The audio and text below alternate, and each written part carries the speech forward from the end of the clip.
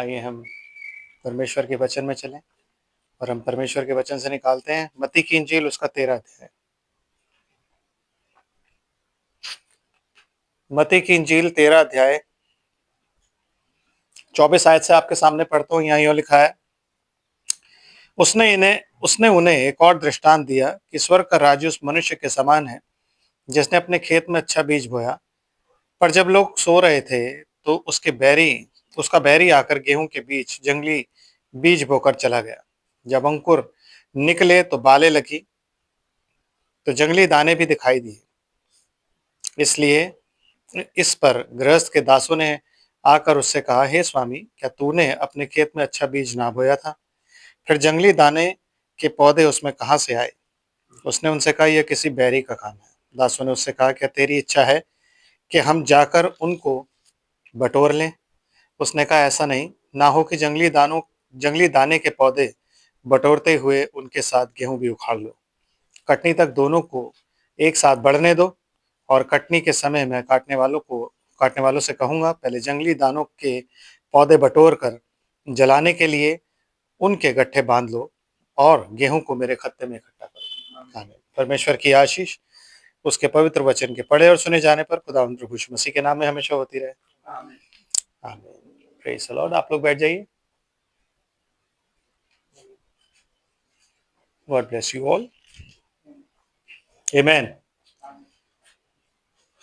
तो यीशु मसीह एक दृष्टांत यहाँ पे बता रहे हैं, और जिस दृष्टांत में वो बताते हैं कि एक खेत है। जब इस दृष्टांत को वो एक्सप्लेन करते हैं तो कहते हैं खेत जो है वो क्या है? दुनिया, संसार। आमीन। और बोने वाला कौन है? खुद वो यीशु मसीह। आमीन।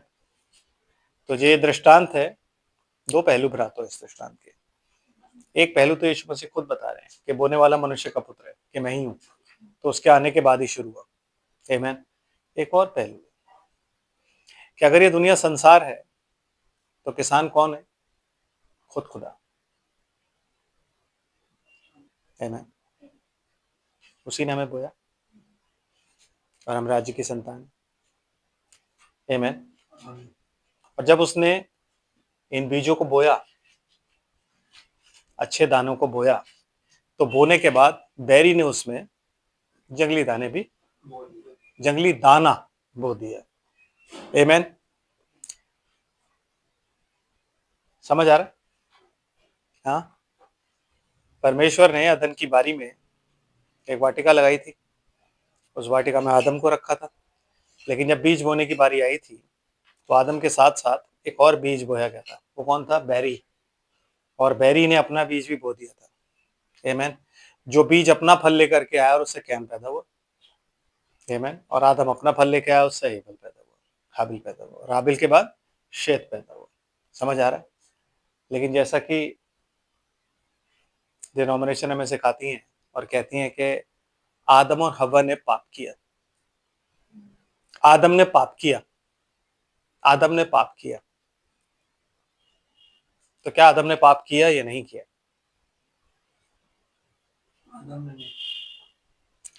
अगर आदम ने पाप किया तो आप अपनी बाइबल को खुद ही झुठलाते हो, क्योंकि उसमें लिखा है जो भी परमेश्वर से जन्मा है वो पाप कर ही नहीं सकता। आमीन। दैट इज वाई जो वचन हम सुनते हैं, जो वचन हम प्रीच करते हैं, वो वचन डिनोमिनेशन से अलग होते हैं। यही रीजन है। आमीन।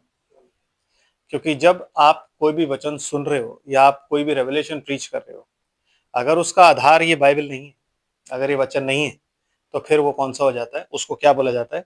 कौन सा वचन कहलाएगा वो? हाँ? नहीं नहीं, वो वचन कहलाता गड़बड़ी का। आमीन। और गड़बड़ी कहाँ आई थी? बाबुल में।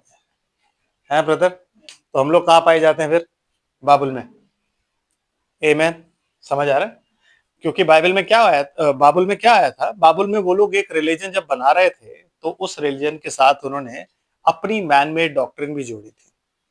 There was only one religion at that time, and that was no, there was not one religion. That was one relationship at that time. उस समय एक रिश्ता था जो परमेश्वर का अपने पुत्रों से था, नूह तक। और जब वो सारा कुछ खत्म हो गया, जब मिक्स ब्रीड हो गई, तो मिक्स के बाद साथ-साथ उन्होंने क्या किया फिर, जैसे आपको याद होगा कि जब जंगल में चले थे, तो मूसा नहीं दिखा, 40 दिन और 40 रात, तो उन्होंने नीचे क्या किया, अब आगे कौन लेके जाएगा? परमेश्वर इस दुनिया को अपनी आत्मा के द्वारा चलाना चाहता है, लेकिन इंसान अपने दिमाग से चलाना चाहता है। इंसान चाहता है कि मेरी बुद्धि से चले। आमीन। जो इंसान की बुद्धि से वो दुनिया को चलाना चाहता है, अगर वो यहाँ के नहीं रुकती, तो इसका मतलब है कि वो इंसान परमेश्वर की योजना के निमित्त काम नहीं कर रहा है। समझ आ रहा है? क्योंकि मैं उसमें क्या जोड़ रहा हूँ, अपना दिमाग। तो अगर मैं अपना कोई भी रेवलेशन ऐसा जोड़ता हूँ जिसमें परमेश्वर का वचन जिसका आधार नहीं है और इस छन्नी से नहीं निकलता, तो इसका मतलब है कि वो फिर परमेश्वर की तरफ से नहीं है। आमीन। तो वो गड़बड़ी का वचन हो जाता है। समझ रहे ब्रदर? तो गड़बड़ी का वचन है। जब हम आदम के लिए यूं कहते हैं कि आदम ने पाप किया, तो फिर यीशु मसीह ने भी पाप किया, क्योंकि यीशु मसीह क्या था? आखिरी आदम, और वो क्या था? पहला आदम। तो यीशु मसीह जब कहता है जितने माँ के पेट से जन्मे हैं, उनमें से यूहन्ना सबसे बड़ा है, तो वो किसको अलग रखता है? आदम को, क्योंकि आदम माँ के पेट से नहीं जन्मा। आदम किससे पैदा हुआ था? परमेश्वर से। आमीन। समझ रहे? डायरेक्ट क्रिएशन था वो परमेश्वर से पैदा हुआ था। तो जब वो परमेश्वर से पैदा हुआ, तो जब उसने हव्वा की बात मानी और मानने के अपनी पत्नी की बात मानी और मानने के बाद जब उसने जो कुछ भी किया, उसको हम क्या बोलते हैं? उसने अपनी पत्नी के पाप के साथ अपने आप को आइडेंटिफाई किया। क्यों? क्योंकि वो पत्नी को बचाना चाहता था। तो उसने पाप नहीं किया, उसने जो कुछ भी किया वो जानबूझ के किया। इसलिए रोमियो के पत्र मैंने आपको पढ़ के सुनाया था, जहां पे लिखा हुआ है कि उन्होंने उस आदम की नाई अपराध नहीं किया। मूसा तक उन्होंने उस आदम की नाई अपराध नहीं किया। आदम को मालूम था कि ये गलती है और मैं कर रहा हूं तो मैं इसलिए कर रहा हूं कि मेरी पत्नी बचे। आमीन। तो गड़बड़ी का वचन जो है वो हमें ये बताता है कि वो भी पापी था, जबकि वो पापी नहीं था। आमीन। इसलिए लिखा है स्त्री बहकाई गई, आदम नहीं बहकाया गया। जब स्त्री आदम के पास आई थी तो आदम बहका नहीं था, स्त्री ने उसको बहकाया नहीं था, नहीं तो आदम क्या बोलता? इस पत्नी ने मुझे बहका दिया, जैसे स्त्री ने कहा था सर्प ने मुझे बहका दिया। लेकिन आदम ने क्या बोला कि ये औरत जो तूने मुझे दी थी, इसने मुझे दिया, मैंने खाया। That's it. आमीन। आदम ने अपने आप को जस्टिफाई नहीं किया कि मैंने इसलिए खाया क्योंकि मैं इसको बचाना चाहता था। उसका रीजन ये है कि जब आप अपनी गलती के साथ अपने आप को जस्टिफाई करते हो, तो इसका मतलब आप अपनी गलती नहीं मान रहे। आपका रिपेंटेंस रिपेंटेंस नहीं है, आप खुदा से कुछ और कह रहे हो। आमीन। आइदर यू आर रॉन्ग और यू आर राइट। तो जब आप रॉन्ग हो, कंडीशन जो मर्जी हो, रीजन जो मर्जी हो, यू आर रॉन्ग, तो आप खुदा के सामने खड़े होकर बोलोगे हाँ मैंने गलती करी है, इसने मुझे दिया और मैंने खा लिया। ये बाय रेवलेशन खुदा भी जानता था। खुदा को तो खैर पता ही था ये सारी चीजें, लेकिन बाय रेवलेशन पौलुस को ये बात पता थी कि उसने क्यों खाया। वो अच्छी तरीके से जानता था। आमीन। तो वहां परमेश्वर ने क्या किया? बीज बोना चाहता था परमेश्वर, लेकिन उसके साथ साथ किसने बीज बो दिया? अपना शैतान ने। और शैतान ने जब बीज बोया, तो वो बीज क्या था? गड़बड़ी। आमीन। गड़बड़ी क्या? परमेश्वर के वचन को करप्ट करना शुरू कर दिया था। और उसमें क्या ऐड करना शुरू कर दिया था? अपनी बुद्धि। सबसे पहला क्या था? कैन। उसने क्या ऐड किया? अपनी बुद्धि। आमीन। उसने अपनी वर्शिप अलग कर ली। आमीन। वर्शिप ही अलग कर ली, और तब से वर्शिप ही अलग होती गई। निम्रोद ने क्या किया? वर्शिप अलग कर ली। निम्रोद चाहता था उसके अनुसार वर्शिप हो, उस वर्शिप में उसकी खुद की प्रेज हो चाहता था, परमेश्वर की प्रेज नहीं चाहता था। आमीन। समझ आ रहा है? तो वो जो वर्शिप है ना, वो जब अलग हो जाती है, इसलिए यीशु मसीह ने सामरी स्त्री को क्या बोला? सामरी स्त्री कह रही तुम कहते हो यरूशलेम में होगा, हम कहते हैं यहाँ होगा। तो यीशु मसीह क्या कहता है कि ना तो वहां होगा और ना यहाँ होगा। आत्मा और सच्चाई से जो भजन करते हैं, पिता उन्हें ढूंढता है, और वो कहीं भी होंगे तो वहां पे पिता मौजूद होगा। इसलिए कहता है जहाँ 2 या 3 मेरे नाम से मौजूद होते हैं, मैं वहां इकट्ठे होते हैं, सॉरी, मैं वहां मौजूद होता हूँ। आमीन। तो यीशु मसीह के नाम से जब आप इकट्ठे होते हो, तो वो मौजूद होता है। और यीशु मसीह के नाम का मतलब है कि you are not getting together in the name of father, son and holy ghost. है कि नहीं? क्योंकि खुदा के पास तो कोई नाम है नहीं। खुदा के पास तो खुद का एक ही नाम है और वो क्या है? Jesus Christ. आमीन। तो निम्रोद जब आया तो निम्रोद ने क्या किया? अपनी वर्शिप अलग करी, और वर्शिप अलग करके उसने क्या करा कि अब हम इस तरीके से वर्शिप करेंगे जैसे कि जंगल में हुआ था। इसलिए मार्क ऑफ द बीस्ट सिर्फ उनके लिए नहीं है जिन्हें आप क्यों कहते हो अन्य जाति है। No no no no, mark of the beast and time believers भी ले सकते हैं। आमीन। क्योंकि जब हम यूं कहते हैं ना कि अगर हम बच गए हैं, प्रभु में आ गए हैं, तो फिर अब कोई नुकसान नहीं है, कोई हमें मार नहीं सकता या कोई हमें हेल में नहीं भेज सकता, तो हम ठीक से परमेश्वर को जानते नहीं है।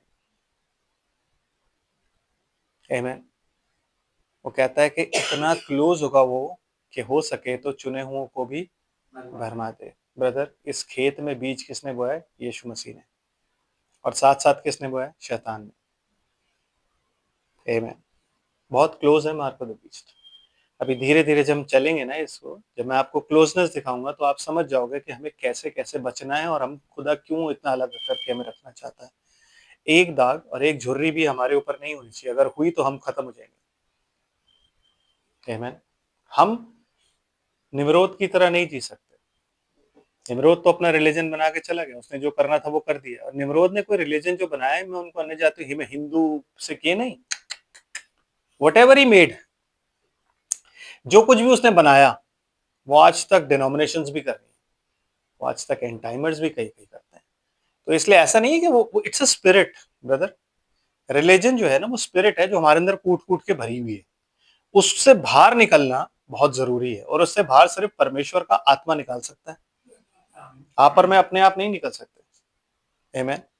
कभी भी नहीं निकल सकते। नबी कहता है अगर तुम किसी ऐसी जगह पे वर्शिप कर रहे हो जहाँ पे क्रीड तुम्हारी खुद की बनाई हुई है, और तुम उस क्रीड को बहुत बहुत ही ईमानदारी से उसको तुम क्रीड के पीछे चल रहे हो, उस रूल्स के पीछे चल रहे हो, तो तुम सिंसियरली रॉन्ग हो। क्योंकि यीशु मसीह का आत्मा आपको आजादी देता है। आमीन। और वो आजादी इसलिए देता है ताकि वो आपको चेक करे। तो मैं कोई भी रूल सेट नहीं करूंगा, मैं समझाऊंगा, मैं बताऊंगा, बट मैं रूल सेट नहीं करूंगा। क्योंकि अगर मैं रूल सेट करता हूं तो इसका मतलब मैं खुदा का नहीं, मतलब मैं अपनी कलीसिया बनाना चाहता हूं, इसलिए अपने रूल देना चाहता हूं। आमीन। खुदा की कलीसिया के रूल उसके वचन में है, उसकी आत्मा में है। समझ आ रहा है? जब हम थोड़ा आगे चलते हैं तो हम एक इंसान से मिलते हैं जो एक ही माँ से पैदा है। विलियम ब्रनम कहते हैं कि हर एक रिवाइवल से दो पैदा होते हैं। आमीन। हर एक रिवाइवल से दो पैदा, कैन हाबिल पैदा हुए, उसके बाद कौन पैदा हुए? ईसाऊ और याकूब। आमीन।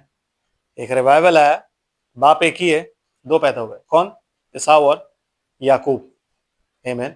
और क्योंकि अब जो कुछ भी चल रहा है वो आत्मिक चल रहा है, तो हम उसमें देखते हुए इसलिए चलते हैं क्योंकि निम्रोद के बाद सीधा हमारा टकराव किससे होता है? याकूब और ईसाऊ से। उसके बाद हम आगे जाते हैं। आमीन। तो थोड़ा सा हम याकूब और ईसाऊ के बारे में पढ़ते हैं, निकालते हैं रोमियो की पत्री, book of Romans and chapter 9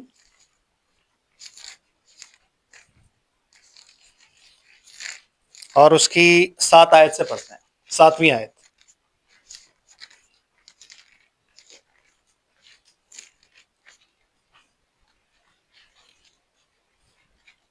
ये बीज बोना इज लाइक अ रिवाइवल। पता है आपको, जब कहीं भी कोई कन्वेंशन होती है, रोमियो की पत्री उसका 9 अध्याय और 7 आयत, जब कहीं भी कन्वेंशन होती है, कहीं भी कुछ होता है, हर एक रिवाइवल होता है, उस रिवाइवल में से दो लोग निकलते हैं, दो स्पिरिट्स निकलती हैं, एक ईसाऊ और एक याकूब, एक क्राइस्ट और एक जूडास। आमीन। एक मोसेस और एक बालाम। समझ रहे? हर बार दो स्पिरिट निकलती हैं। तो वैसे ही दो स्पिरिट निकलती हैं, ईसाऊ और याकूब, लेकिन परमेश्वर दोनों को डिफरेंशिएट करता है और क्या कहता है? सिस्टर प्लीज, 7th वर्स से। और ना अब्राहम के वंश होने के कारण सब उसकी संतान ठहरे। क्योंकि पता क्या है, हम लोग को ये लगता है कि यार हम लोग ना अगर क्रिश्चियन है ना, यीशु मसीह इजराइलियों को क्यों कह रहा है ये बात, या पौलुस क्यों बता रहा है ये बात कि अगर तुम इजराइल में पैदा हुए हो तो ये मत सोचो कि तुम इब्राहिम की संतान हो, और अगर तुम इब्राहिम की शारीरिक संतान हो तो ये मत सोचो तुम बचोगे ही बचोगे, क्योंकि ये घमंड उनको है कि हम तो इब्राहिम की संतान है तो हम तो बचेंगे ही बचेंगे। तो वो ये समझा रहा है पौलुस कि ये मत सोचो कि इब्राहिम अगर तुम्हारा बाप है तो तुम बचोगे ही बचोगे। This is not the case. वहां भी नहीं है और यहां भी नहीं है। आप जितने भी खानदानी ईसाई क्यों ना हो, आप कितने भी बिशप, पास्टर, पोप, किसी के बच्चे क्यों ना हो, आप नहीं बच सकते। आमेन। आप नहीं बच सकते। आमेन। क्यों? क्योंकि शरीर का जन्म हुआ कभी नहीं, जो शरीर से जन्मा है ना, उसको बाप से जन्म लेना बहुत जरूरी है, आत्मा से जन्मना बहुत जरूरी है। इसलिए निकोदेमुस जो एक रिलीजियस लीडर था, जब वो यीशु मसीह के पास आता है तो यीशु मसीह उसको कहता है तुझे आत्मा से और जल से जन्म लेना बहुत जरूरी है, क्योंकि वो हम सबका एक क्राइटेरिया है। आमेन। हम में से कोई भी चर्च को ज्वाइन नहीं करता, हम में से सब मसीह में पैदा होते हैं, किंगडम ऑफ गॉड में पैदा होते हैं, जब हमारा बाप खुदा बनता है, खुद खुदा जो इटर्नल स्पिरिट है। आमेन। इसलिए यीशु मसीह हमारा बड़ा भाई बनता है। आमेन। लेकिन जब हम उसमें अपनी बुद्धि लगा के उसका कुछ बनाना चाहते हैं ना ब्रदर, तो गड़बड़ी हो जाती है। इसलिए परमेश्वर क्या है? पवित्र। पवित्र मतलब जिसमें कोई अशुद्धता नहीं, जिसमें कोई मिलावट नहीं। तो परमेश्वर क्या है? पवित्र। हमें भी पवित्र बनना है, और उसका ये वचन क्या है? पवित्र। क्या कहता है? जो इसमें कुछ मिलाए तो मैं क्या करूंगा? उन विपत्तियों को जो आने वाली हैं उस पर बढ़ाऊं, और जो कुछ निकाले तो मैं जीवन के भाग में से निकाल लूं। हवा ने क्या किया था? एक बात में एक चीज ऐड करी थी, और वो गार्डन ऑफ ईडन से निकाल दिए गए थे, बाग एदन से। और हमें लगता है कि हम छोड़ दिए जाएंगे। आमेन। सिस्टर जी।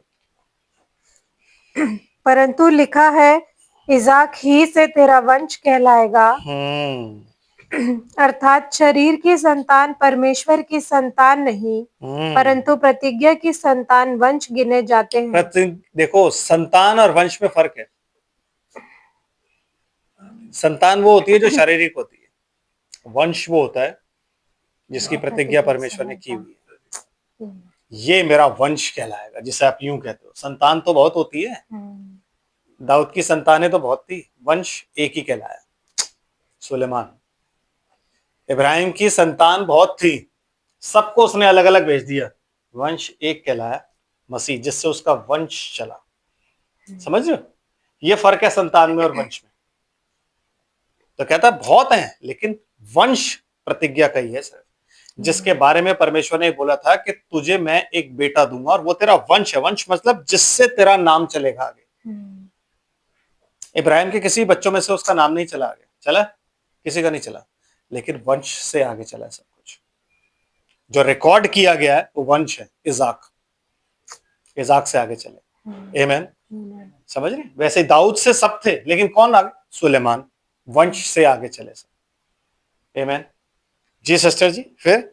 क्योंकि प्रतिज्ञा का वचन ये है, मैं इस समय के अनुसार आऊंगा और सारा के पुत्र होगा। मैं नियत समय के अनुसार आऊंगा। ये समय लिखा तो हुआ है, लेकिन उसका राइट मीनिंग क्या है? मैं नियत समय मतलब मैं टाइम ऑफ लाइफ में आऊंगा, और तब सारा के एक पुत्र होगा। भाई, क्योंकि खुदा ने जो प्रतिज्ञा की संतान देनी होती है ना, वो अपने समय के अनुसार देता है, वो टाइम ऑफ लाइफ। आमेन। फिर सिस्टर जी?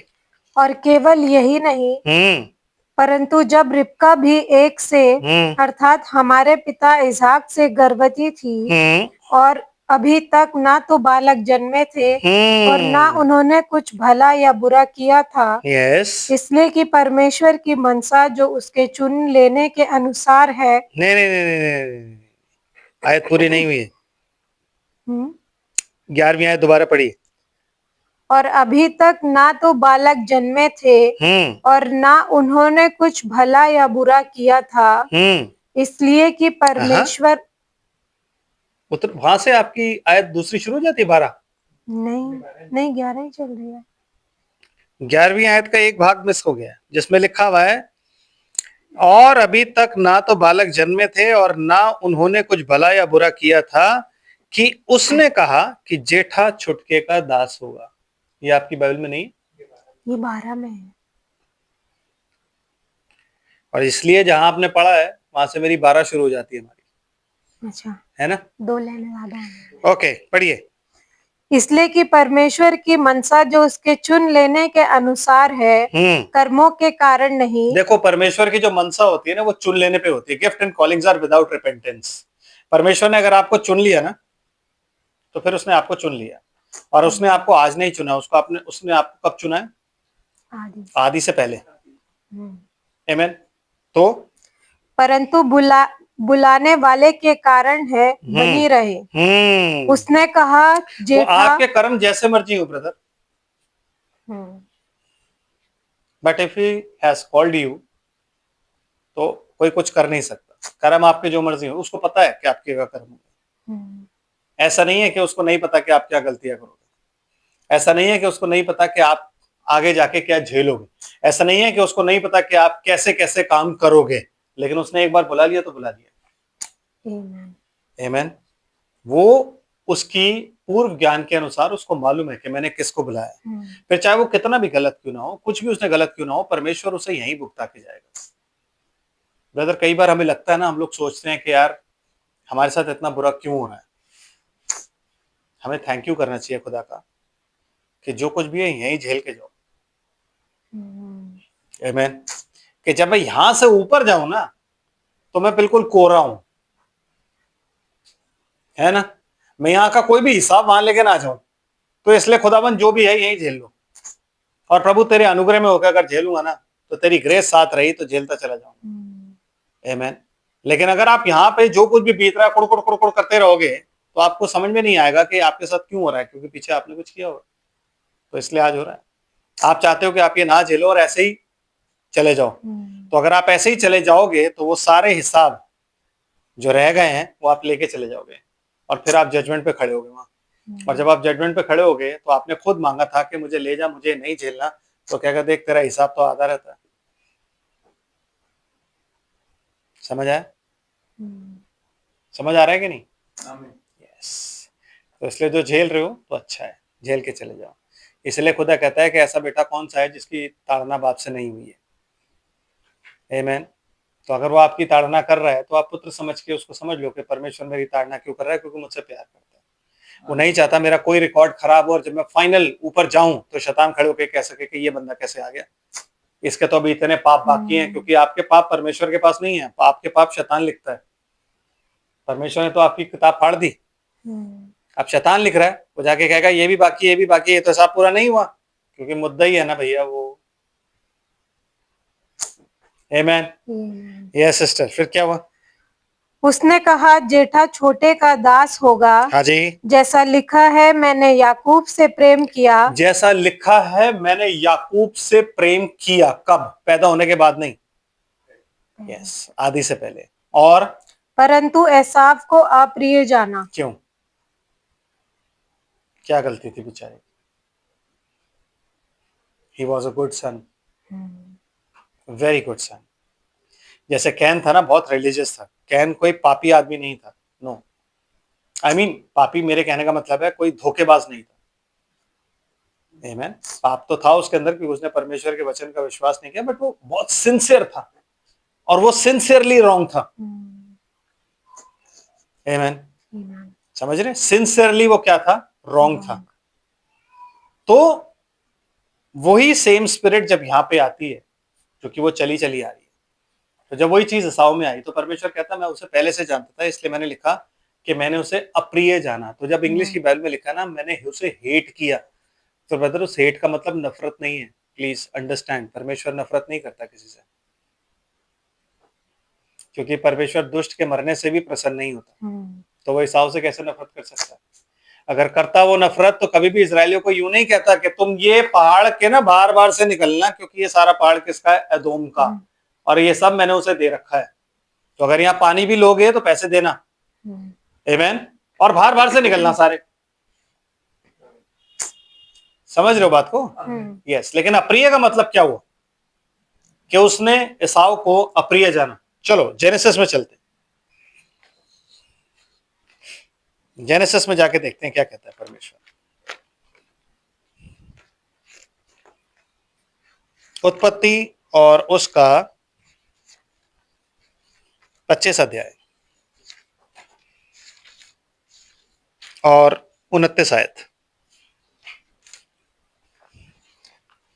एक दिन याकूब भोजन के लिए कुछ दाल पका रहा मैं था। आपको ये सब क्यों बता रहा हूं? क्योंकि आपको लगता है मार्क ऑफ द बीस्ट जो है ना बहुत बड़ी चीज है, लेकिन भाई ब्रैनम बड़े प्यार से बता के गए हैं कि एक लकीर के इस तरफ मार्क ऑफ द बीस्ट है और उस तरफ सील ऑफ गॉड है। सो मार्क ऑफ द बीस्ट का मतलब क्या है? परमेश्वर के वचन का इनकार करना। अविश्वास तो पाप होता है, लेकिन मार्क ऑफ द बीस्ट क्या होता है? इनकार।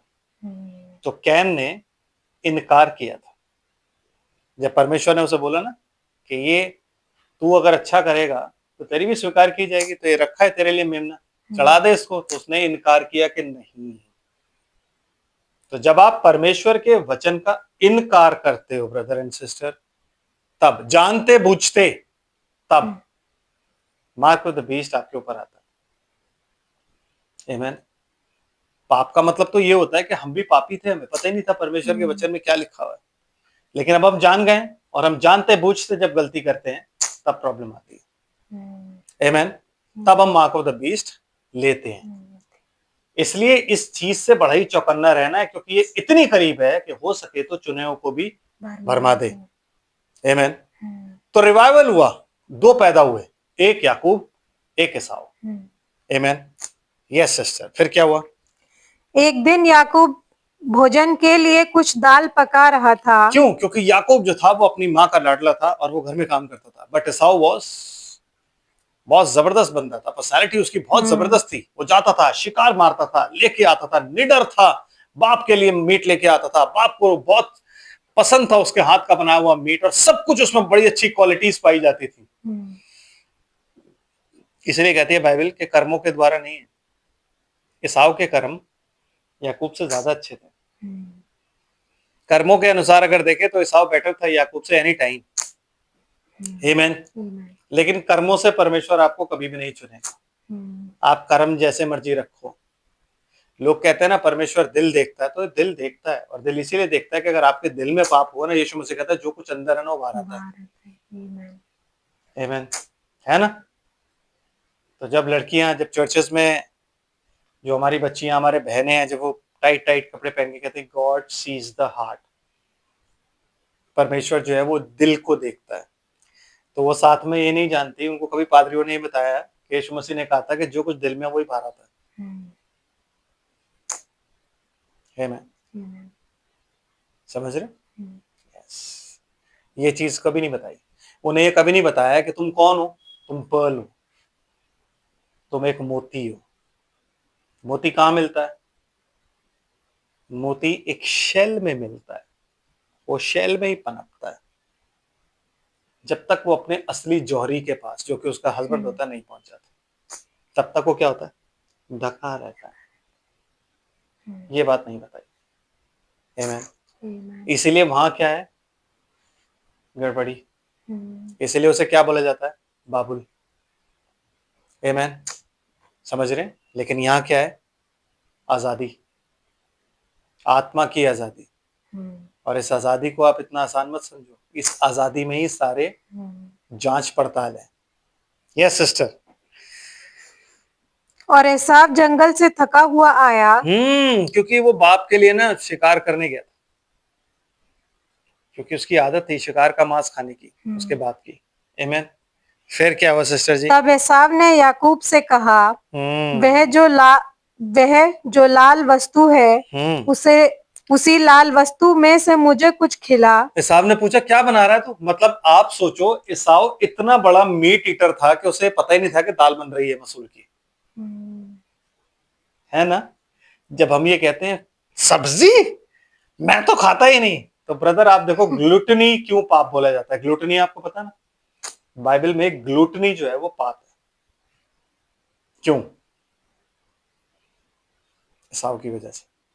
देखो इसने क्या किया, इतना खाना, उसको मीट खाने की आदत थी कि उसको पता नहीं था कि दाल चीज के होते। कहते क्या बना रहा है तू, ये क्या बकवास चीज बना रहा है आज तू? कहता मैं दाल बना रहा हूं, पर उसको भूख इतनी लग रही होती है, कहता भाई भूख में तो कूलर भी पकवान होता है, दाल ही दे दे। समझ रहे हो? हैं? समझ रहे हो? यस। उसकी पसंद का खाना नहीं होता, मीट नहीं होता, क्योंकि मीट तो अभी पकेगा, अभी 10 चीजें होंगी, लेकिन वो थक चुका था जानवरों के पीछे। जानवर ऐसे नहीं मारते थे ना उस टाइम में, जानवर ऐसे नहीं होते थे कि आप यूं सोचोगे यूं मार दें, भागना पड़ता था पीछे। हाँ हाँ, गन से नहीं होता था उस टाइम, तो तीर कमान या भाला जो भी हो, जिस भी चीज से मरे वो चीज उसके पास थी, अस्त्र शस्त्र, और वो उनसे मार के और थक गया, और आके कह रहा है ये क्या बना रहा है मेरे भाई, तो मैं तो बहुत थक गया, मुझे बहुत भूख लग रही है, क्योंकि आज ज्यादा टाइम लग गया। उस दिन क्या था, आहेर उसको मिला ही नहीं। आमेन। और वो जब आता है घर पे तो कहता है क्या बना रहा है, कहता है मैं दाल बना रहा हूँ। अच्छा, ला इसी में से मुझे दे दे, मुझे भूख बहुत लग रही है। तब उसी लाल वस्तु में से मुझे कुछ खिला, क्योंकि मैं थका हूँ। इसी कारण उसका नाम एदोम भी पड़ा। हाँ, इसी कारण उसका नाम एदोम एदोम भी पड़ा ब्रदर। और याकूब ने कहा, अपना पहलौठे का अधिकार आज मेरे हाथ बेच दे। देखो, आप इसे क्या बोलोगे, कनिंगनेस, शानापन बोलोगे इसको, शानापन, यू नो। बट उसको बाय हुक और बाय क्रूक ये पहलौठे का क्यों चाहिए था, मतलब उसकी बचपन से नजर इस पहलौठे के हक पे थी, क्यों? प्रतिज्ञा जुड़ी थी उसके, ब्लेसिंग्स। वो जब देखता था ना, उसका बाप बुलाता था एसाऊ को, बुला के कहता खुदा तुझे आशीष दे, जब भी वो बना के लेके आता था, मेरा सब कुछ तेरा ही है, खुदा तुझे ऐसा करेगा, खुदा तुझे वैसा करेगा। और वो चुपचाप, क्योंकि मीट तो बनाना आता नहीं, उसको तो दाल बनानी आती थी, है ब्रदर, तो बेचारा दाल बनाता था। इसलिए वेजिटेरियन खाना भी खाया करो यार, आदत डालो। ग्लूटनी इज अ सिन, क्योंकि पेटू और पियक्कड़ अपना भाग खोते हैं। तो पेटू का मतलब ये नहीं जो बहुत खाता है, नो, कहता है मांस के अधिक खाने वाले के साथ ना हो, और शराब के अधिक पीने वाले के साथ भी ना हो, क्योंकि पेटू और पियक्कड़ अपना भाग खोते हैं। तो हद से ज्यादा मांस खाने वाले के साथ ना हो, क्योंकि वो हमेशा अग्रेशन में रहेगा। वो आया, उसने आके बोला कि मेरे को दे। अब याकूब तो मौके की तलाश में था। याकूब ने कहा ये बहुत भूखा है, क्योंकि दाल तो ये मांग ही नहीं सकता है, तो मीट के नीचे रोटी नहीं खाता। तो अगर ये आज दाल मांग रहा है तो इसका मतलब है कि इससे बहुत भूख लग रही है। तो उसने कहा ठीक है, फिर एक काम कर, अपना पलौठे का मुझे दे दे। आमीन। क्योंकि उस पलौठे के हक के साथ क्या जुड़ी हुई थी, इनहेरिटेंस। इनहेरिटेंस जानते हो, उत्तराधिकारिता ब्रदर, उत्तराधिकारिता के इज़हाक के बाद कौन कहलाएगा, वो चाहिए था उसको, वंश। कि इज़हाक के बाद एसाव का नाम ना चल के याकूब का नाम चले। वो होती है प्रतिज्ञा, वो होती है ब्लेसिंग्स, कि वो चीज चले। ये बात याकूब को अच्छी तरीके से पता थी कि इसके साथ ये चलेगा। आज हम लोग क्यों इग्नोर कर देते हैं, क्योंकि हम उन आशीषों को इग्नोर कर रहे हैं। आमीन। हमें इनहेरिटेंस का मतलब नहीं पता कि हमें क्या मिलने वाला है। जो परमेश्वर है वो हमें उत्तराधिकारिता में क्या देने वाला है, हमें ये पता ही नहीं है। हमें लगता है कि यार ठीक है, क्योंकि हम दुनिया में इतने बिजी हैं कि हमें टाइम नहीं मिलता खुदा से बात करने का, है ब्रदर। लेकिन परमेश्वर हमें उत्तराधिकारिता में स्वर्ग दे रहा है और जमीन भी दे रहा है। स्वर्ग मेरा सिंहासन, पृथ्वी मेरे पैरों की चौकी है। दोनों जगह आप होगे। 7 साल तो आप स्वर्ग में जाओगे, सारी चीजें देखोगे। ये सौभाग्य जिसको प्राप्त होगा ना, ये बहुत बड़ी ऑनर है, to be the queen of heaven. है, क्वीन ऑफ हेवन कौन है आज की डेट में? मरियम को कहते हैं ना लोग, but you and I will be the queen of haven, अगर हम स्वर्ग जाने के लायक हुए। आमीन। पर कब? जब हमें इंपॉर्टेंस पता हो कि उन आशीषों के साथ हमें मिलने के वाला है। जो याकूब को इंपॉर्टेंस पता थी, याकूब को वो दौलत नहीं चाहिए थी, वो दौलत नहीं चाहता था, उसको इनहेरिटेंस चाहिए थी ब्रदर। वो इनहेरिटेंस के पीछे था कि मुझे वो आशीष चाहिए। कौन सी? इब्राहिम, इजहाक, इनको जो खुदा ने आशीष दी है, वो आशीष मेरे ऊपर आनी चाहिए, वो आशीष ईसाऊ को नहीं मिलनी चाहिए। तो वो क्या कहता है कि तू अपना पहलौठे का हक मुझे दे दे। आमीन। और कैजुअली बोलता है कि ठीक है, फिर एक काम कर, अपने पहलौठे खा के मुझे दे दे। एसाव क्या कहता है? याकूब ने कहा, अपना पहलौठे का अधिकार आज मेरे हाथ बेच दे। बेच दे मीन्स खुदा ने आपको जो चीज दी है वो आप बेच दो।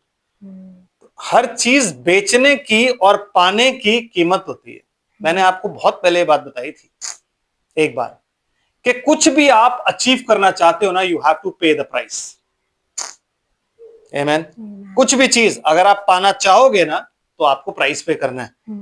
आपको इसलिए वो चीज पाने से पहले हमेशा प्राइस देखना चाहिए कि आप पे क्या करोगे, क्योंकि अगर आपने प्राइस नहीं देखा ना तो वो पोजेशन भी किसी काम की नहीं रहेगी। अगर आपका प्राइस जो है वो स्पिरिचुअल इनहेरिटेंस है। आमीन। हर चीज को पाने की, कोई भी चीज, कोई भी अचीवमेंट, आपको तरक्की मिल रही है ना अगर ऑफिस में, तो आप देखो इसके पीछे प्राइस क्या पे करना है मेरे को। आमीन। क्या ये तरक्की खुदा की तरफ से मिल रही है या ये तरक्की शैतान दे रहा है? क्यों? ताकि मैं और ज्यादा काम करूं और मैं और ज्यादा बिजी हो जाऊं और मैं खुदा को और कम टाइम दूं। तो इसका मतलब तरक्की कहां से आ रही है? और आप प्राइस पे कर रहे हो खुदा का, अपनी स्पिरिचुअल लाइफ का। हमेशा इस चीज को नोटिस करो। मैं आपको ये क्यों बता रहा हूं? क्योंकि यही चीजें हैं जो शैतान हमारे सामने आगे लेके आता है। आमीन। हम जब चाहते हैं हम बहुत अच्छी कंपनी में जाएं, हम जब चाहते हैं कि हम ऐसा काम करें, हम ऐसे करें, no brother, always think price क्या है, टैग क्या है इसके साथ, टैग जो लगा हुआ उसमें क्या लिखा हुआ है। क्योंकि बाइबल कहती है redeem your time. Redeem your time का मतलब हिंदी में मतलब होता है कि आपके टाइम को कैद कर रखा है, उसको रिडीम करना है। रिडीम मतलब उसको छुड़ाना है। टाइम ही तो खा गया है वो आपका। ऐसा कभी टाइम है जब आपने अकेले में बैठ के परमेश्वर से आधा घंटा बात की और खुदावन कुछ मुझे समझा, बता क्या चल रहा है, आगे मेरी लाइफ क्या होगी प्रभु? कभी कोशिश करिए ऐसे। क्यों हम क्यों नहीं करते? बिकॉज हमें ऐसा लगता है अगर मैं खाली बैठा हूं मैं रील्स देख लूं, अगर मैं रील्स नहीं देख रहा, अगर मैं फास्टिंग में हूं तो मैं बाइबल पढ़ लूं, अगर मैं बाइबल नहीं पढ़ रहा मैं मैसेज सुन लूं, लेकिन मैं खाली ना बैठूं, मेरे कान में कुछ पड़ता रहे और फोन चलता रहे। Brother you must give some time to God, जिसमें आप अकेले बैठ के मेडिटेट करो। आमीन। अकेले मेडिटेट करो। When you talk to him, खुदा दुआ बंदगी आप दुआ करते हो वो नहीं होता। नो नो नो नो, दुआ तो भाई आप लोग ऑल्टर लगा रहे हो, लेकिन खुदा रिलेशनशिप जो चाहता है वो चाहता है जब आप अकेले बैठ के बात करो उससे। आप सर्दियों का टाइम है, धूप में बैठे हो बात कर रहे हो, आप चल रहे हो कहीं जा रहे हो बात करो। आप अकेला एक टाइम ऐसा होना चाहिए जब आप आधा घंटा उसके साथ या 15 मिनट उसके साथ या 10 मिनट उसके साथ बैठ के पूछो, खुदा तूने जो मुझे दिया उसके लिए धन्यवाद। ब्रदर एंड सिस्टर, जब आप ऐसे करोगे ना तो आपका रिलेशनशिप खुदा से बढ़ता जाएगा। बिकॉज वो इसी रिलेशनशिप के लिए उसने दुनिया बनाई थी। कोई आदम और हवा दुआ नहीं करते थे बैठ के, नो, वो रिलेशनशिप था। दुआ नहीं हो रही है बैठ के, रिलेशनशिप था। उस रिलेशनशिप में आप बैठ के खुदा से सिर्फ बात करते हो। आमीन। तब खुदा आप पर जाहिर करता है कि तेरी जिंदगी ऐसी क्यों रही और आगे तेरे लिए क्या है। मेरी जरूरत नहीं पड़ेगी आपको। आमीन। लेकिन आप डिपेंड इतना हो गए हो कि अरे मेरे को क्या सोचना है तो सही, चाचा से पूछ लूंगा, भाई साहब से पूछ लूंगा, वो बता देंगे अपने आप ही सब कुछ पता लग जाएगा। भाई से पूछ लूंगा, वो बता देंगे अपने आप। ये हमारी आदत पड़ गई है कि हम काहे के लिए टेंशन ले, बंदा बैठा तो है उससे पूछ लो। आमीन। समझ रहे हो? आत्मिक उन्नति ना होने का कारण यही है क्योंकि हम आत्मा को कभी निकालने ही नहीं देते। वी ऑलवेज वांट टू, जब रात को अकेले बैठे होते हैं तब नहीं सोचते, हमें हर वक्त फोन चाहिए। But you must redeem your time अगर आपको रैप्चर में जाना है। आमीन। अपनी इनहेरिटेंस मत खो। हर चीज की कीमत होती है। जो टाइम आप स्पेंड कर रहे हो उसकी भी कीमत है, और वो कीमत क्या है? इटर्निटी लूज कर जाओगे, यहीं रह जाओगे। जब हम कहते हैं ना अपने टाइम का भी दशवांश दो, तो जरूरी नहीं है मुझे 1 घंटा बैठ के 2 घंटे 2.5 घंटे बैठ के बाइबल पढ़नी है। नो नो, बाइबल 1 घंटा पढ़ो, आधा घंटा मनन करो। मनन मतलब जस्ट टॉक टू हिम। आमीन। जी सिस्टर जी, फिर क्या होता है? एसाव ने कहा, हाँ देख मैं तो अभी मरने पर हूँ, हाँ, इसलिए पहलौठे के अधिकार से मेरा क्या लाभ मेरा होगा? क्या लाभ, मैं तो मरने पर हूं। देखो मैं एक चीज आपको एक बताता हूं, ये आप जिंदगी भर याद रखना। कैजुअली भी ये कैजुअल टॉक चल रही है, और बाइबल कहती है कि परमेश्वर कान धर के सुनता है कि मेरे धर्मी जन क्या बात कर रहे हैं। तो जब आप घर में यूं बैठे होते हो ना, या सारे के सारे चर्च के बाद समोसे और वो जब रिफ्रेशमेंट चल रहा होता है, तो कान धर के सुन रहा होता है क्या बात कर रहे हो। यस, बिल्कुल। आप कभी भी इकट्ठे होते हो, आप मान लो आ गए, घर पे बैठ गए, बातें कर रहे हो, तो हम उसके धर्मी जन हैं। आमीन। और जब हम इकट्ठे हो रहे हैं तो उसकी मौजूदगी जाहिर सी बात है होगी, क्योंकि यीशु मसीह के नाम में आपने बपतिस्मा पाया हुआ और आप इकट्ठे हो रहे हो। और जब आप इकट्ठे हो रहे हो, वो जरूर आएगा सुनने के लिए कि देखो मेरे बच्चे क्या बात कर रहे हैं आज। आमीन। तो कैजुअली भी कभी कोई ऐसी बात ना करो जो वचन के खिलाफ हो। कैजुअली भी मतलब यूं ही कोई ऐसी बात ना करो जिससे आपकी उत्तराधिकारिता छिन जाए, इनहेरिटेंस छिन जाए। No, never. अगर आपने यूं कह दिया ना, मैंने भूल से, कहता है तू जमीन पे है और मैं आसमान पे हूं। भूल से भी नहीं बोलना। सबोपदेशक में लिखा है तू ये नहीं कह सकता कि मेरे मुंह से भूल से निकल गया। नो, सबोपदेशक पढ़ा है ना, लिखा है ना उसमें कि मेरे मुंह से गलती से वो निकल गया। गलती से जो भी निकल गया रिकॉर्ड हो गया वो। Why? Because you are the son of God. आपके वचन की वैल्यू है। एसाव के वचन की वैल्यू थी। क्यों? क्योंकि वो पहलौठा था। आपके वचन की, सबके वचन की, मेरे वचन की वैल्यू है। इसीलिए बाइबल कहती है तुम्हारे मुंह से जो वचन निकले वो अनुग्रह सहित सलोना हो और आशीषों से भरा हो। कर्ज नहीं निकलनी चाहिए। आमीन। समझ आ रहा है सिस्टर जी? उसने कैजुअली बोला कि मैं क्या करूंगा इसका, अगर मैं आज मरी गया तो पलौटे का हक्का मैं करूंगा क्या। खुदा को ये बात पहले से मालूम थी कि एक दाल के पीछे, वो दाल जो इसको पसंद नहीं है, उसके पीछे मेरे पलौटे का हक बेच दिया। समझ रहे हो? वो चीज जो इसको पसंद ही नहीं है, मतलब दाल इसको पसंद नहीं है। मीट खाने वाला बंदा है, मीट होता तो फिर भी कंसिडर कर लेता है मीट है, बट दाल के पीछे जिस चीज को पहचानता भी नहीं, जो उससे पूछ रहा है क्या बना रहा तू, उसने कहा मसूर की दाल, मुझे दे, तो कहता पलौटे का ठीक है दे दी। मतलब खुदा ये देख रहा है कि वैल्यू मेरे इनहेरिटेंस की, मेरे उस पलौटे के हक की ये वैल्यू है कि जो चीज को ये जानता नहीं, जिस चीज को ये खाता नहीं, उसके पीछे ये वो पलौटे का हक बेच रहा है। तो मतलब मेरे पलौटे की कोई औकात नहीं है। ये रीजन है कि खुदा उससे नाराज हो गया। आमीन। ये रीजन है कि खुदा यूं कहता है कि मैंने उसे अप्रिय जाना, क्योंकि वो ये जानता था कि इसने मेरे पलौटे की हक की कीमत क्या लगाई है, एक ऐसी चीज जिसे ये खुद नहीं जानता। आमीन। समझ रहे हो? इसलिए बी केयरफुल। कैजुअली कहा हुआ वचन भी आपको हेल में पहुंचा सकता है। इसलिए कभी किसी के वचन की बुराई मत करो। अगर कोई भाई वचन प्रीच कर रहा है और आप उससे कन्विंस नहीं होते हो या आप उससे इत्तेफाक नहीं रखते हो, स्टे क्वाइट। क्योंकि वो वचन परमेश्वर ने उसे प्रीच करने के लिए दिया। क्यों दिया है मुझे नहीं पता, है कि नहीं? याकूब कहता है हम में से बहुत प्रचारक ना बने। क्यों? क्योंकि हम प्रचारक ही सबसे ज्यादा जूते खाएंगे। आमीन। समझ आ रहा है? तो हम में से हर कोई प्रचारक नहीं बन सकता, क्योंकि हम कई बार चूक कर जाते हैं। सिद्ध एक ही है, कौन? यीशु मसीह। उसके अलावा कोई सिद्ध नहीं है। एब्सोल्यूट कौन है? यीशु मसीह। उसके अलावा कोई एब्सोल्यूट नहीं। 10 सिद्ध लॉर्ड कौन है? यीशु मसीह। उसके अलावा कोई नहीं, क्योंकि वही एक कह सकता है मैं तुमसे सच सच कहता हूं। मैं तो आपसे कह भी नहीं सकता कि मैं सच सच कहता हूं। आमीन। समझ रहे हो? वही कह सकता है मैं तुमसे सब कुछ सच सच कहता हूं, मैं तुमसे सच सच कहता हूं। मैं कैसे कहूं कि मैं सच सच कहता हूं, जबकि मुझे पता है कि मैं मनुष्य हूं, अशुद्ध होठ वाला मनुष्य। हाय मैंने परमेश्वर का दर्शन पाया, यशायाह कह रहा है। और मेरी क्या औकात के मैं ऐसा बोलूं ब्रदर। तो कैजुअली भी कोई बात ऐसी नहीं करनी है जिसमें खुदा और आपका रिलेशनशिप खराब हो और खुदा आप खुदा की नजर में अप्रिय ठहरो। उसने कैजुअली कहा था कि मैं क्या करूंगा। आमीन। इंपॉर्टेंट, मैंने इसलिए कहा ना, हर चीज की कीमत आंको। तो परमेश्वर पता क्या कहेगा, मेरे खून की कीमत इसने क्या की है मैं देखूं जरा।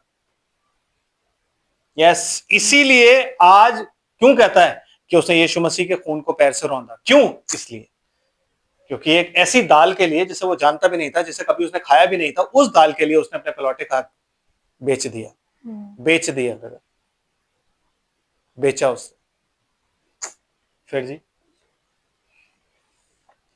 याकूब ने याकूब ने कहा, मुझसे अभी शपथ खा। मुझसे मतलब याकूब सीरियस नहीं है, एसाउ सीरियस है।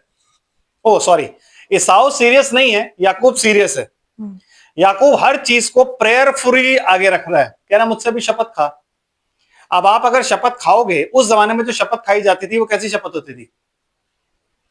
No, in the name of the Lord, in the name of the Lord. आमीन। अगर मैं मूसा के बाद की भाषा बोलूं तो सेनाओं के यहोवा के नाम से मैं शपथ खाता हूं कि पलौटे का हक तेरा है। समझ रहे हो? ये शपथ खाने का तरीका होता था कि मैं उस खुदा को, इब्राहिम के और इसाक के खुदा को हाजिर नाजिर जान के ये पलौटे का हक तुझे देता हूं। ये शपथ है, क्योंकि यीशु मसीह कहता तुम शपथ मत खाना, परमेश्वर की भी नहीं, पृथ्वी की भी नहीं, परमेश्वर की भी नहीं, किसी की शपथ नहीं खानी है, यहां तक कि अपने सर की भी नहीं खानी है, स्वर्ग की भी नहीं खानी है। तो उस जमाने में शपथ किसकी खाई जाती थी? परमेश्वर की। और परमेश्वर का नाम नहीं था तो क्या बोला जाता था? मैं इब्राहिम और इसाक के परमेश्वर की शपथ खाकर ये कहता हूं कि आज से ये पलौटे का हक तेरा है, ला डाल दे। समझ रहे हो? वो सीरियस नहीं है, वो कैजुअली ले रहा है। क्यों? क्योंकि उसे परमेश्वर के वचन की पहचान नहीं है और इस ब्लेसिंग की पहचान नहीं है, इस इनहेरिटेंस की पहचान नहीं है। आपको और मुझे पहचान है, उसे पहचान नहीं है। आमीन। तो जब उसने बोला मुझसे शपथ खा, तो ईसाऊ ने शपथ खाई। क्या?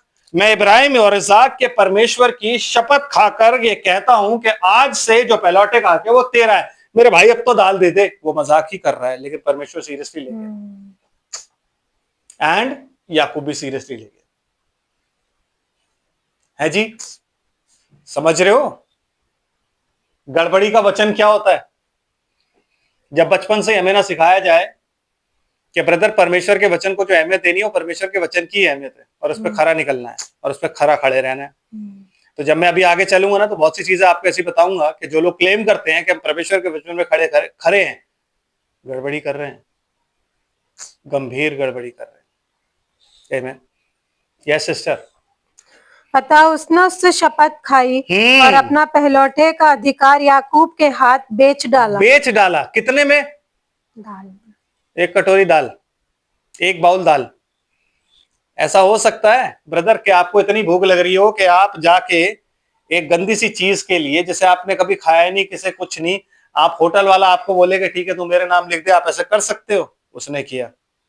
दैट इज वाई खुदा ने उसको अप्रिय जाना। इसीलिए मैं आपको जो बताना चाह रहा हूं वो ये कि हर एक चीज के लिए आप ये ध्यान रखो कि हर एक नौकरी, हर एक अपॉर्चुनिटी, हर एक वो बात जो आपके सामने आती है, उसकी कीमत क्या है? कहीं परमेश्वर का वचन तो नहीं है?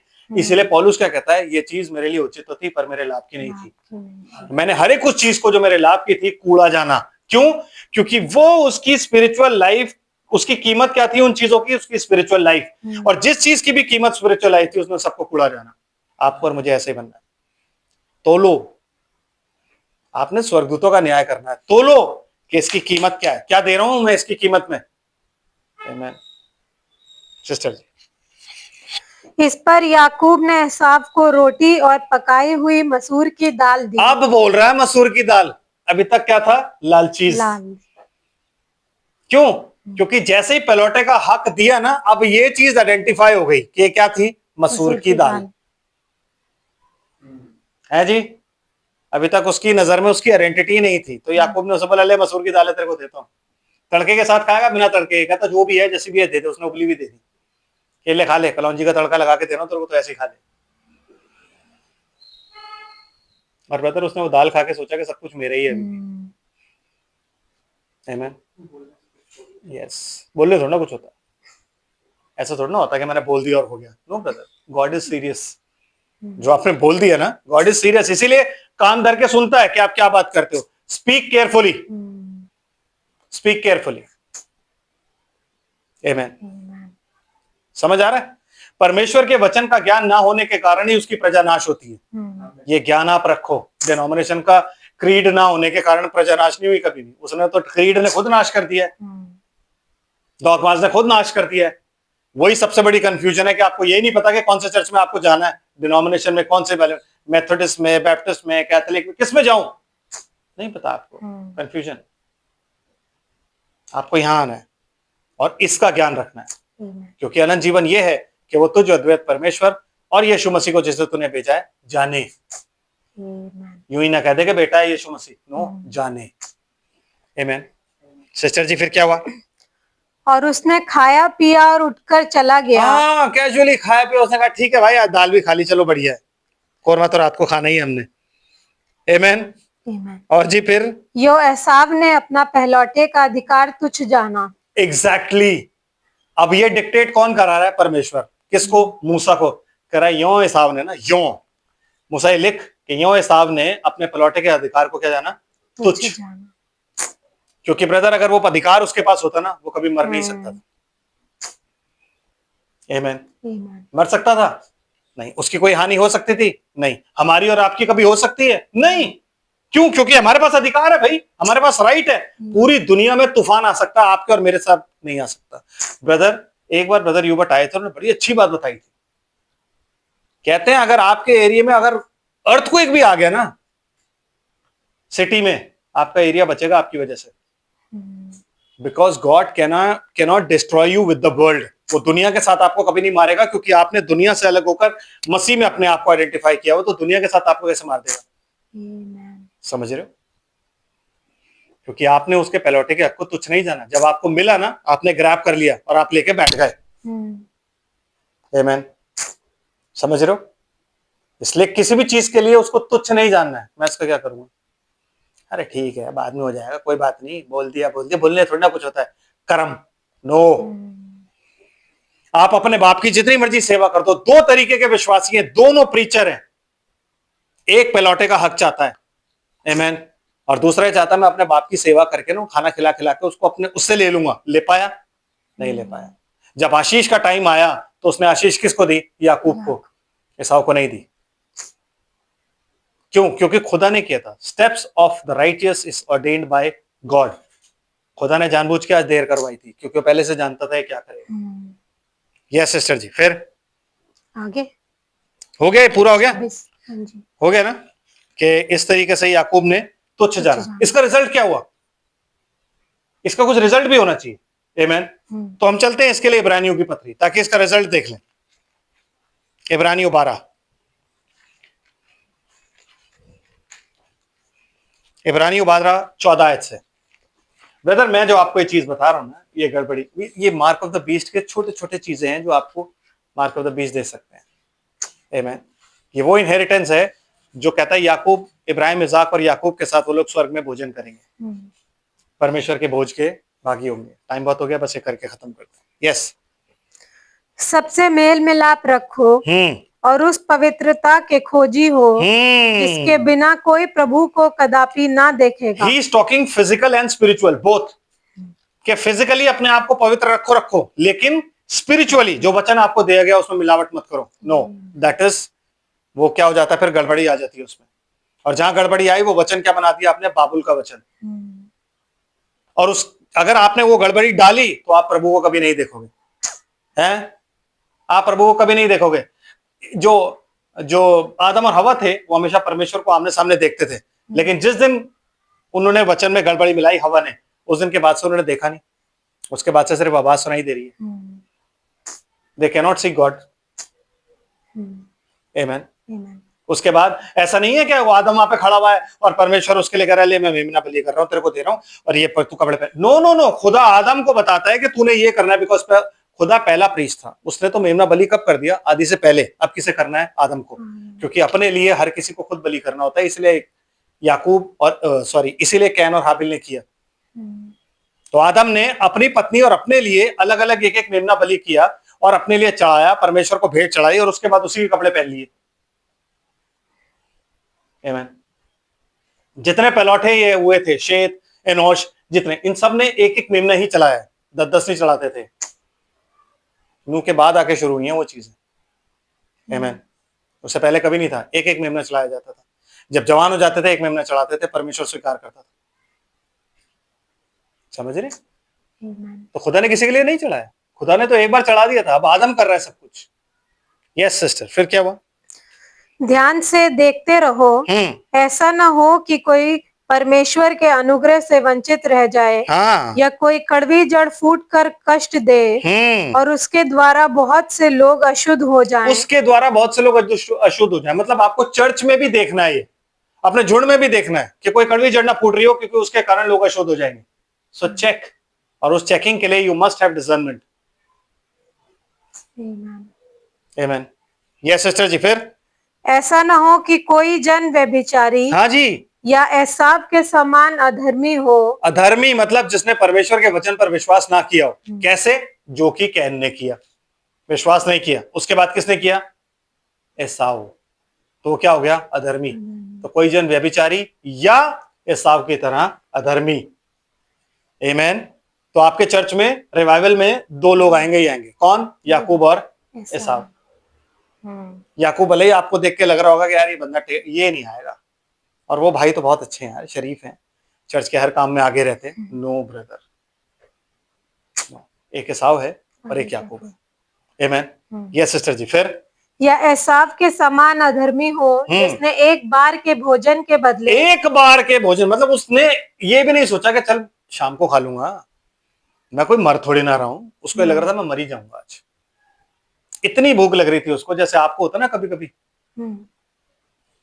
हालत खराब हो जाती है कि मरोड़ पड़ रहे अंदर, उल्टी आ रही है, ऐसा लग रहा है काइयां आ रही है, मैं मर जाऊंगा। तो इसका मतलब है कि साव फास्टिंग नहीं कर सकता था। क्यों? क्योंकि ब्रदर ब्रेकफास्ट में मीट चाहिए होता था, लंच में मीट चाहिए होता था, और डिनर में भी मीट ही चाहिए होता था। तो वो उपवास नहीं रख सकता था, याकूब रख सकता था। आमेन। यस। फिर क्या होता जी? एक बार के भोजन के बदले अपने पहलौठे होने का पद बेच डाला। बेच डाला, इस चीज को आप हमेशा याद रखें। ये वर्ड आपके जहन में ना लिख जाना चाहिए दिल पे, बेच डाला।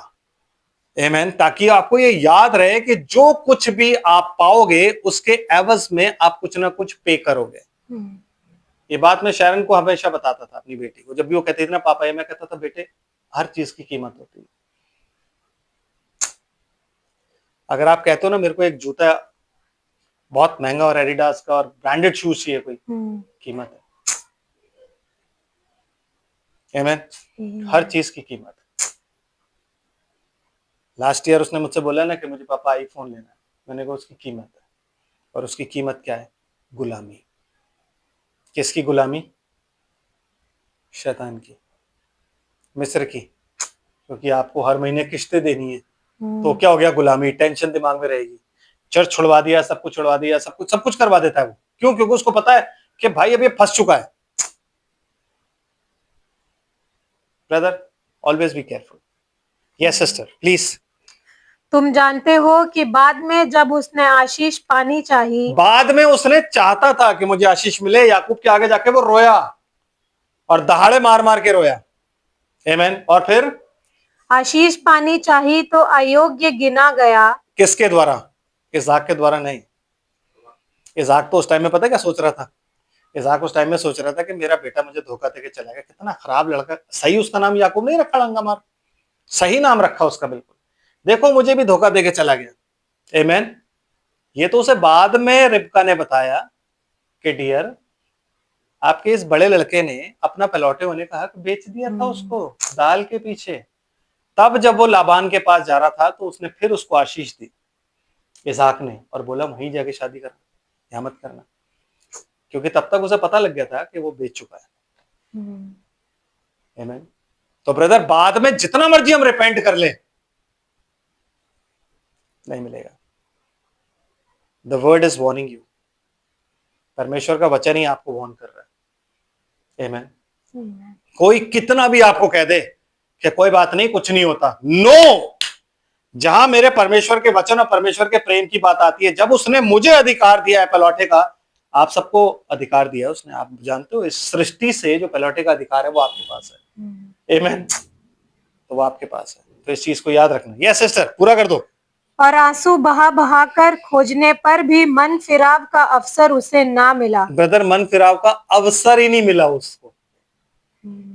एक होता ना अवसर देना कि चल यार मैं इसको एक मौका और देता हूं, एक मौका दे दो मेरे को, आप कहते हो ना, हम कहते हैं ना माफी मांगते हुए, एक मौका दे दो मुझे। खुदा कहता ठीक है देता हूं, चल तुझे एक मौका और दिया, उसको दिया ही नहीं। यही चीज यहूदा इस्करियोती मांग रहा था, एक मौका मुझे, क्योंकि उसने पैसे जाके फेंक दिए, एक मौका दे दो, नहीं मिला। अब जो गया गया, तीर छूट चुका है कमान से। No, it will not return back.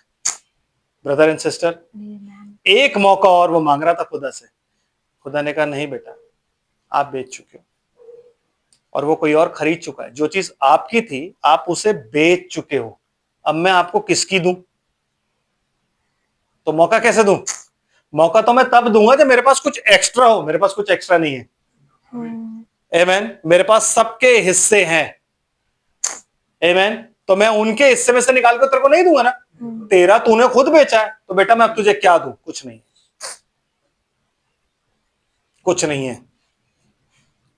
और वो आपको कहां ले जाएगा? गड़बड़ी के बच्चे। क्योंकि उसके बाद एसाव ने रिपेंट नहीं किया खुदा के आगे कि मेरे से गलती हो गई, मुझे माफ कर दे, but he started hating his brother. वो अपने भाई से घृणा करने लग गया कि उसने उसका हक छीना है। उसने छीना नहीं था, इसने बेचा था। प्रभु आप सबको आशीष और बरकत दे। आपको परमेश्वर ने जो हक दिया उसे पकड़ के रखो, उस हक के साथ खिलवाड़ मत करो। ये यीशु मसीह का लहू है। उस वक्त में लहू नहीं था, अगर परमेश्वर ने उस वक्त में उसको वापस नहीं दिया, आज तो बिल्कुल नहीं देगा। इतना अनुग्रह का युग इतना डेंजरस है कि डिनोमिनेशन वाले जब आपको कहते हैं ना नहीं कोई बात नहीं, खुदा आपके साथ है, नहीं है ब्रदर। ये देख लो, आपके सामने बाइबल कह रही है। और न्यू टेस्टमेंट में क्यों लिखा गया है? बिकॉज आपको ये पता लग जाए ओल्ड टेस्टमेंट और न्यू टेस्टमेंट एक ही चीज है। आमीन। प्रभु आप सबको आशीष और बरकत दे। आइए हम प्रार्थना करते हैं। स्वर्ग और पृथ्वी के मालिक, तेरा धन्यवाद करते हैं सारी आशीषों के लिए, इस वचन के लिए मेरे प्रभु जी। मेरे खुदावन, हमारा मर के जी उठने वालों में हमारा भाई जो पहलौठा है वो प्रभु यीशु मसीह है, और उसके बाद वो तमाम लोग हैं प्रभु जी जो उसमें पाए जाते हैं, और खुदावन हमारी भी गिनती उसमें होती है। तेरा धन्यवाद करते हैं। यूँ तो हमारे कोई ऐसे काम नहीं है प्रभु जिसकी वजह से हम अपने आप को इतना अच्छा समझे प्रभु जी, लेकिन तेरा अनुग्रह, तेरा प्रेम, जिसके लिए तेरा धन्यवाद करते हैं प्रभु। शायद हम याकूब से भी बुरे होंगे प्रभु जी, और शायद मेरे प्रभु जी हमने बहुत बार तुझे बिट्रे भी किया है प्रभु, लेकिन तेरा धन्यवाद करते हैं प्रभु जी कि तूने हमें बार बार मौके दिए हैं प्रभु। ना यहूदा और ना यसाव की तरह छोड़ा प्रभु, वरन पतरस की तरह हमसे हर बार पूछा क्या तू मुझसे प्यार करता है। हम तेरा धन्यवाद करते हैं। बस तेरा अनुग्रह हम पर बना रहे ताकि हम लाइन कभी क्रॉस ना करें, गलतियां करें, उठें और चले प्रभु। तेरे हाथों में सब कुछ सुपुर्द करते हैं। मार्क ऑफ द बीच से तो सबको बचाए रख। जो लोग बाद में सुनेंगे उन्हें ब्लेस करना प्रभु। तेरे वचन के आगे सबमिट करें प्रभु। अपने जीवन को, जीवन का मूल्य जाने प्रभु।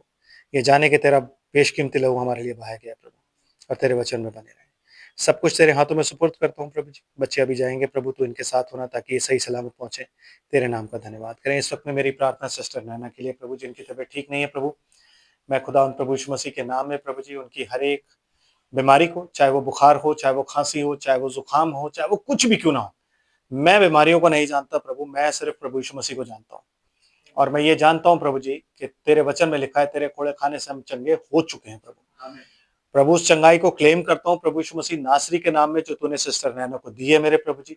और खुदा प्रभु यीशु मसीह नासरी के नाम में उनके लंग्स को, उनके शरीर को आगे देता हूँ, उनके ऑर्गन्स को आगे देता हूँ कि अभी और इसी वक्त मेरे प्रभु जी वो अच्छे से काम करे प्रभु, और तमाम बीमारी खुदा प्रभु यीशु मसीह के नाम में जाती रहे। तेरे हाथों में सुपुर्द करता हूँ। तेरा अनुग्रह प्रभु यीशु मसीह के नाम में उन पर बना रहे। तेरे नाम की गवाही और तेरे नाम का धन्यवाद देने वाली हो सके। खुदावन प्यारे बाप, हर एक बुखार को डांटता हूं प्रभु यीशु मसीह के नाम में प्रभु, उनके अंदर से जाता रहे। खांसी और अभी इसी वक्त खत्म हो जाए, जुकाम वगैरह सब कुछ खत्म हो जाए प्रभु। और उनके लंग्स को, उनके हर एक ऑर्गन को आज्ञा देता हूं कि वो सही से फंक्शन खुदावन प्रभु यीशु मसीह नासरी के नाम में करें प्रभु जी, क्योंकि ये सिस्टर नैना का हक है प्रभु, क्योंकि वो तुझ में पाई जाती है। सब कुछ तेरे हाथों में सुपुर्द करता हूँ। भाई राजीव के लिए प्रार्थना है, घर वापस आएंगे प्रभु, सही सलामत पहुंचाना। उसके और उसकी कैब के चारों ओर प्रभु तेरे अनुग्रह का बाड़ा रहे, तेरा दूध छावनी के रहे, सही सलामत पहुंचे। खुदावन तू चर्च के तमाम लोगों को ब्लेस कर, तेरे अनुग्रह के बारे में पाए जाएं, तेरा दूध छावनी के रहे। मेरे पिता, मेरे परमेश्वर, तू तमाम घर परिवार, संपत्ति, रोजगार अपने अनुग्रह के बारे में रख, और तेरा दूध छावनी के रहे। सबको मीठी नींद दान कर, अपने अनुग्रह और अपनी आत्मा में बढ़ा। तेरा दूध इन बच्चों के चारों ओर, इनके व्हीकल्स के चारों ओर छावनी के रहे। हे खुदावन, क्या मांगू तू हमारा पिता है, अपनी आत्मिक उन्नति में बढ़ाए जा प्रभु, अपनी आमद की तैयारी बख्श और अपनी अनुग्रह में बढ़ा। सब कुछ तेरे हाथों में सुपुर्द करते हुए सारा आदर महिमा धन्यवाद तुझे देते हैं पिता।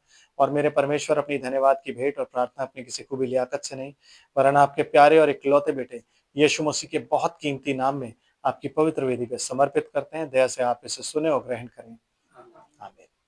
अब हमारे खुदावंद प्रभु यीशु मसीह का फजल अब से लेकर सर्वदा हमारे साथ, हमारे पूरे चर्च के साथ और उसकी यूनिवर्सल ब्राइड के साथ प्रभु यीशु मसीह नासरी के नाम में हमेशा हमेशा बना रहे।